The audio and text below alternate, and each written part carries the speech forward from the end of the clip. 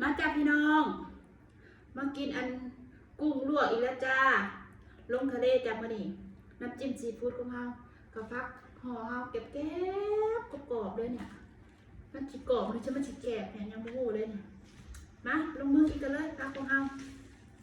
มีเท่านี้แหละจ้าจวดไม่ได้แม่นข้าวเที่ยงด้วยจ้านี่มันข้าวบ่ายแหละยังบ่ได้กินอยู่มากินน้ำกันนะจ้าเส้นหมี่ลวกเสียไปพอดีคำใหญ่ๆคำแดกคำเดิมมาเด้อมาละจดกินยากกินเย็นนี่แหละนั่งแก้กุ้งนี่แหละแบบนี้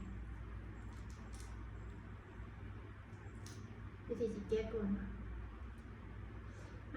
เป็นนั่งคำแรกคำใหญ่ๆโตๆสุดสวดเลยอยากไปกินปีใหม่มาบริกินจะกินยังแต่ละมื้อมีแต่เหล่ากับเบียร์ฟาดคำใหญ่ตาโต